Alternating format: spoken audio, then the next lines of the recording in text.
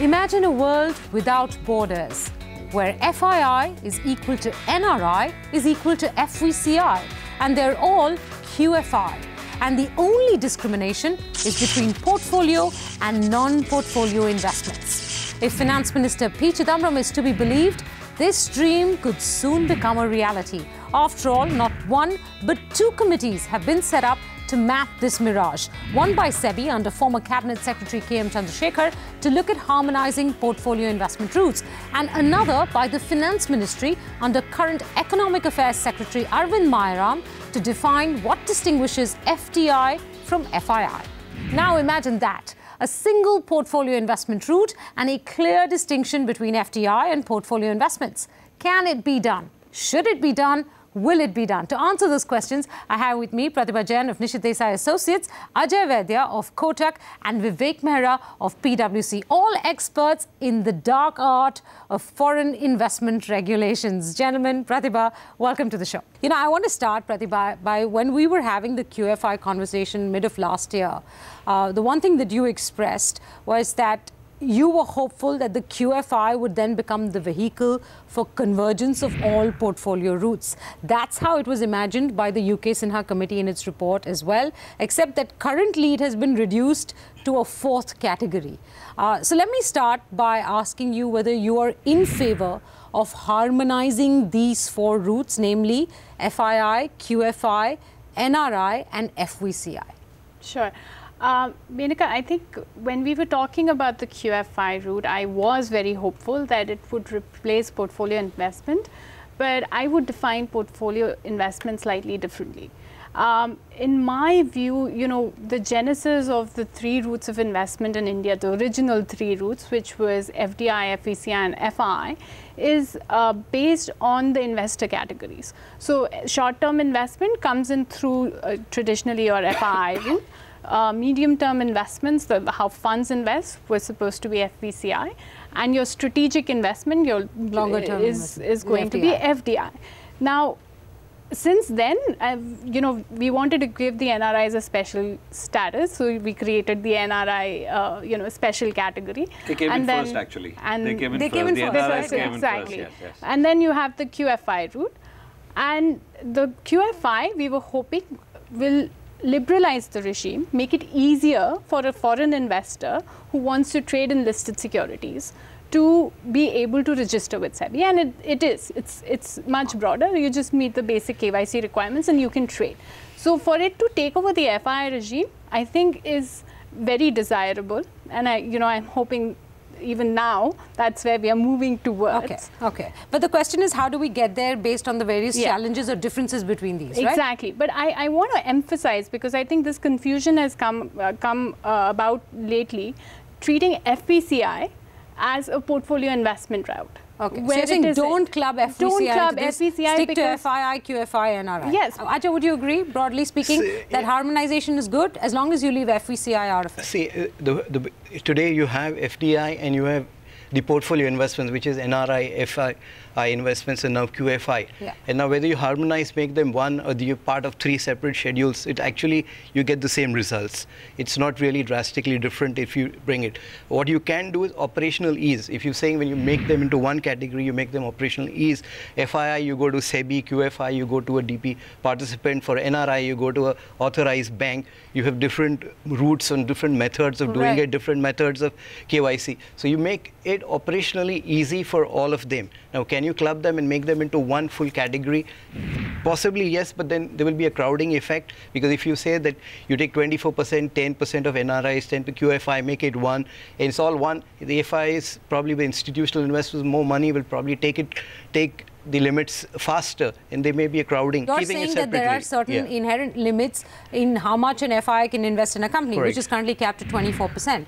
Or for 24 is your automatic without shareholders, and or with you shareholder approval, you can go up to the increase sectoral it. cap, right? For NRI, it's 10%. For QFI, which can go up to 24% and can't be increased beyond 24%. Right. So QFI is 10%. I get all of that. But even now, there is considerable overlap between those who can come in through the FII route, those who can come in through the QFI route, how the NRI can be a sub-account or come in through the FII route. So why have this multiplicity of doors? Why not make it one door and let everybody come in through that one door with one cap and let everybody consume that one cap? Philosophically, the routes are very separate because they're supposed to be very different. NRI, FII is quite different. And QFI, if you choose to be a QFI, you can't come as a FI. But that's the extant rule right now. You can make it all one common route, but right? Did you reduce the door, Menaka?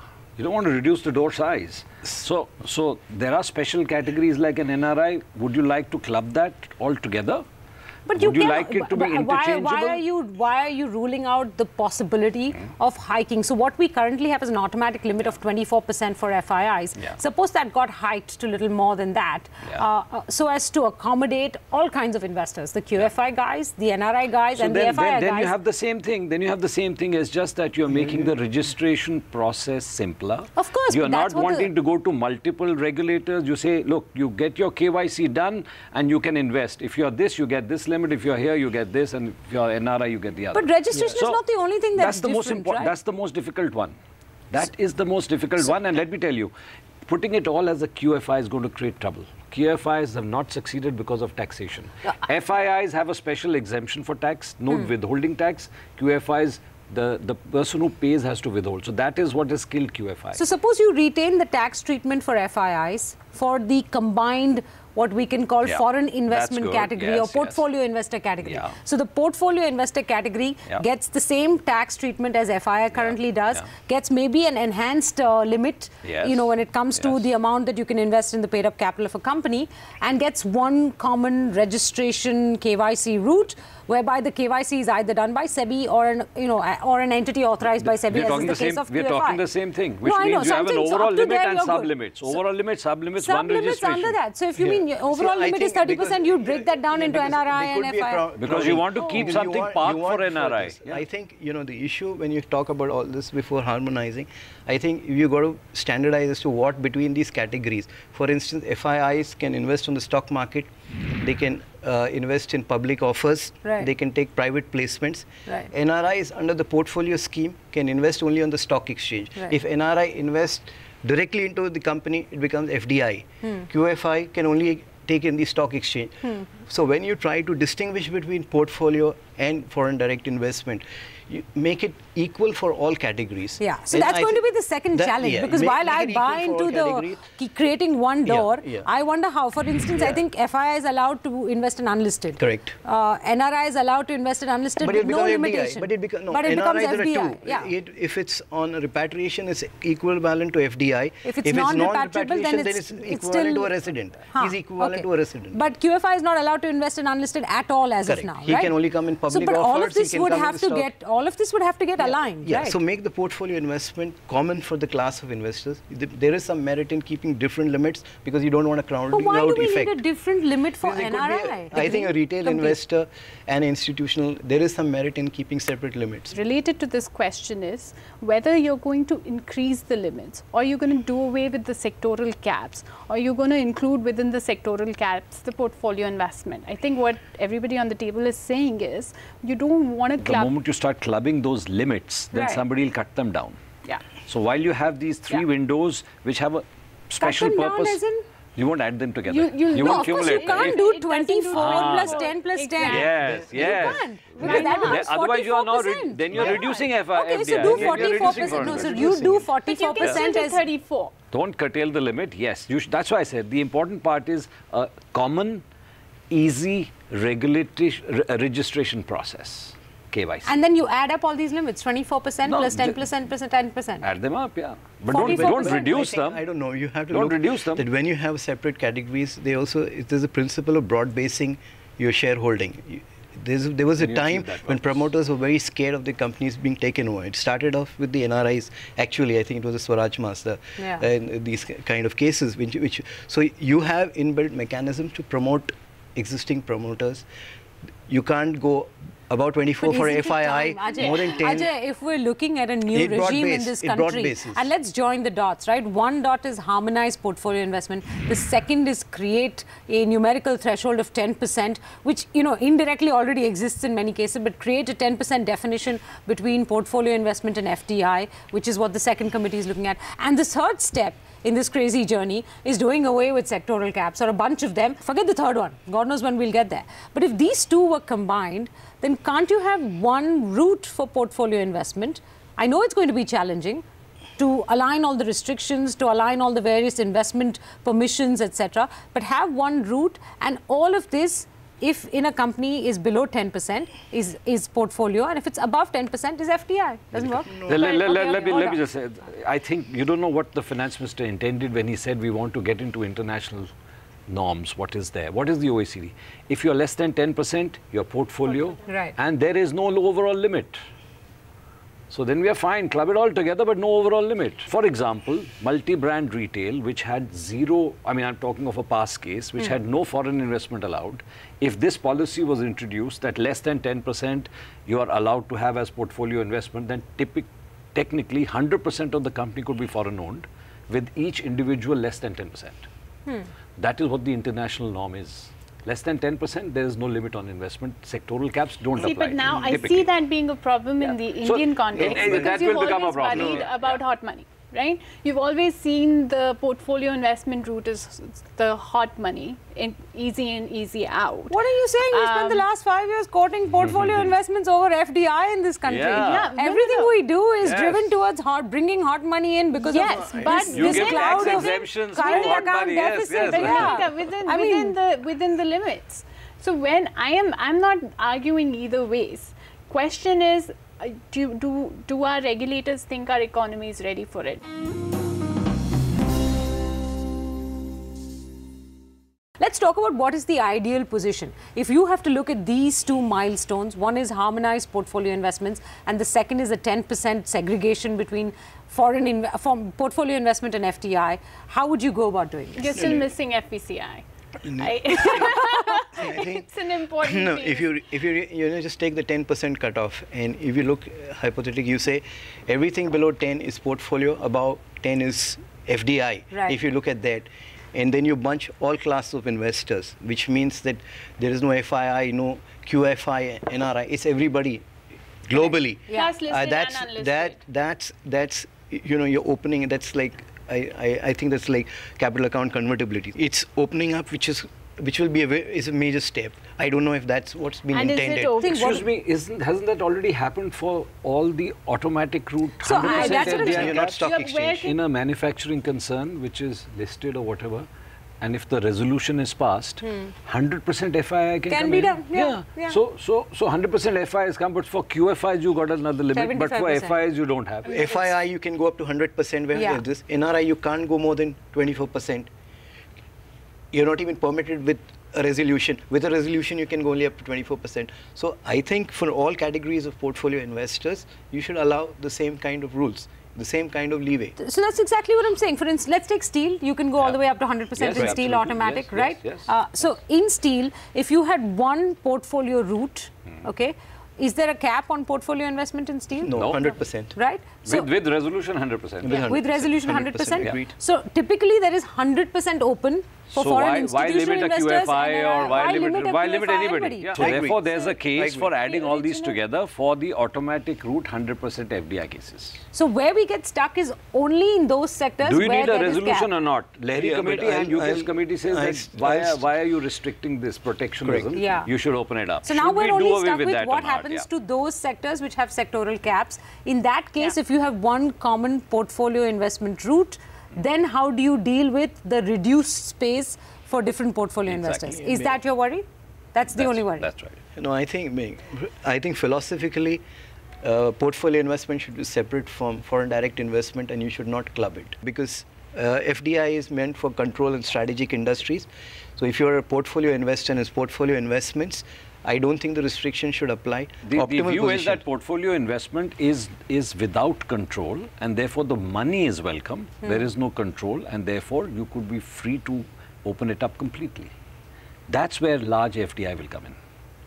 That's where large foreign investment will come. Large foreign. No, we're tripping over lots of acronyms here. Foreign investment. That would work only if you're still treating portfolio investment as investment on the stock exchanges, right?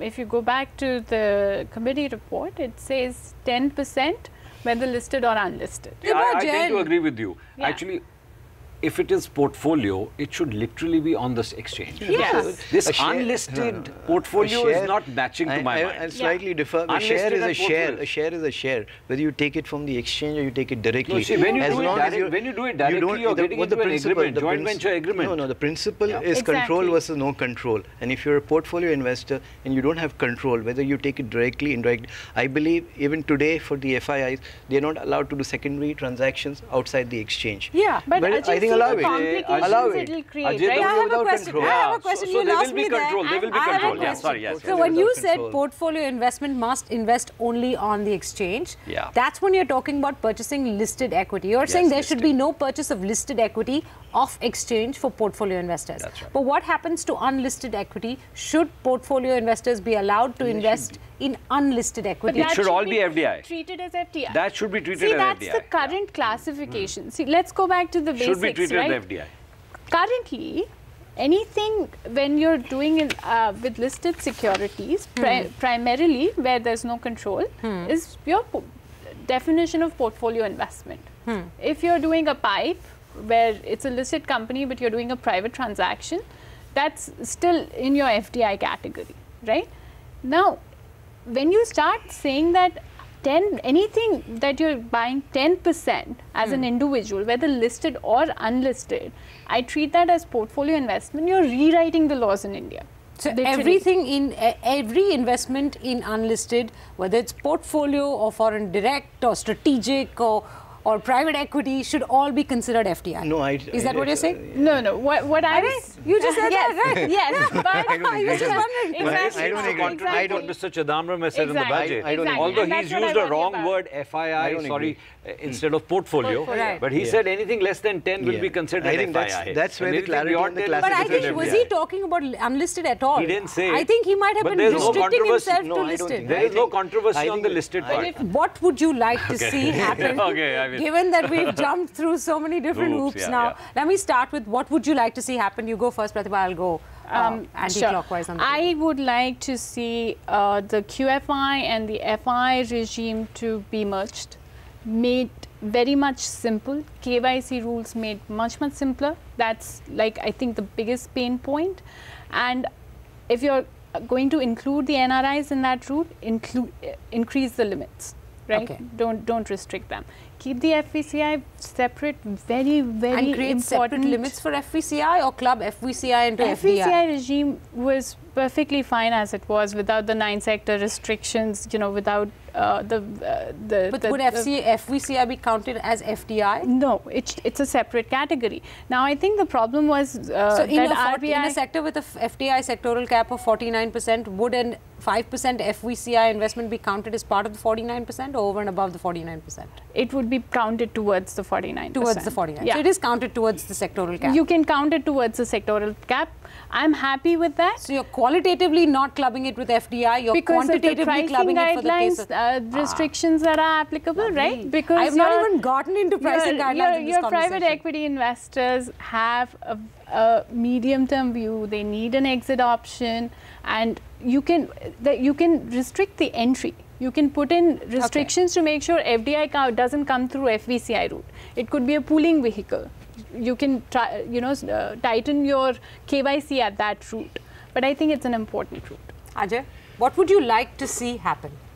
No, I think what I would like to see is that the rules are the same for all categories of portfolio investors. They should be... Which includes NRI? Which includes NRI. So NRI, foreign individuals, foreign corporations, foreign They should have the same rules, because if you consider portfolio, I don't think there is merit in trying to create differential treatment for them. Including FVCI or not? Including. Okay, but what about limits, investment limits? Should they be common for all? There is merit in broad basing categories and having separate limits, because then you have separate categories who can come and there's less crowding out impact. Vivek, last word to you. I would like, of course, complete ease of registration and investment. Okay, so there we're all on the same page. I believe that if it is called a portfolio investment, then there should be no limit on cumulatively where it goes to.